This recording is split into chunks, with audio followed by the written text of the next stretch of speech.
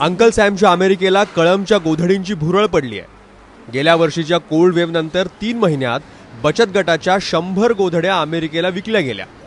अमेरिकेतल्या भारतीयांनी थंडीपासून बचाव करण्यासाठी आजीच्या आठवणी म्हणून गोधडीला पसंती दिली आहे। द बिग इंडियन स्टोरीचे मालक रवी नरहिरेंच्या कल्पनेतून गोधड्यांची अमेरिकेत विक्री सुरू झाली।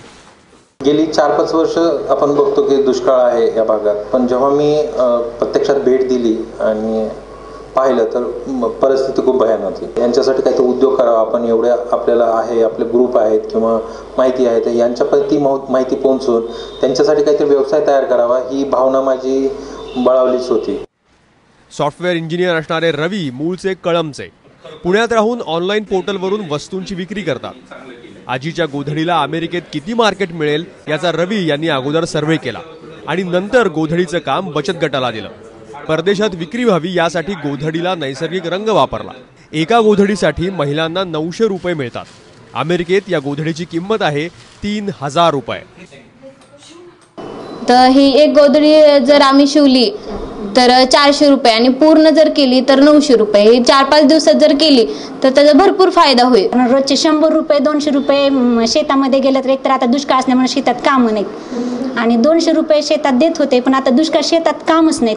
त्याच्यामुळे घरी बसल्या ठिकाणी 1 ते 5 मध्ये आमचं काम व्यवस्थित चालते आणि पैसे पण आम्हाला मिळतात, आमच्या संसाराला उपयोग होतो त्याचा। वाकळ, गोधडी अशा विविध नावानं प्रचलित असणाऱ्या वाकळी पूर्वी उन्हाळ्यात घरोघरी शिवल्या जायच्या। जुने फाटलेले कपडे, जुनं धोतर लुगड्यांवर अंथरून त्याला सुई धाग्यानं शिवली की वाकळ तयार। एक वाकळ विणायला आजीला 8 ते 10 दिवस लागायचे। रवीच्या टीमनं वाकळीचे 3 भाग केले, त्यामुळे एक वाकळ 3 दिवसात तयार होते। तीच वाकळ जर आपण इथून बनवून घेतली आणि ती जर बाहेर देशात किंवा ऑनलाईन पोर्टलवरती विकली तर इथल्या लोकांना बरीच मदत होईल। या दृष्टीने मी इथल्या महिलांना विचारलं की तुम्ही वाकळ शिवू शकता का, तर बऱ्यापैकी हो म्हणाले। मग इथे आम्ही माझे मित्र आणि बाकीचे लोक मिळून आम्ही एक 12 महिलांचा ग्रुप तयार केला। आजही गावाकडे घरी जेवणात भाकरी आणि अंथरुणात गोधडी हमखास असते। हिवाळ्यात शरीराला ऊब देणाऱ्या आणि उन्हाळ्यात अजिबातही गरम न होणाऱ्या गोधड्या परदेशात लोकप्रिय झाल्यात। अजूनही 500 गोधड्या थोड्या दिवसात अमेरिकेला रवाना होणार आहेत। तुम्हीही ऑर्डर पटकन नोंदवा।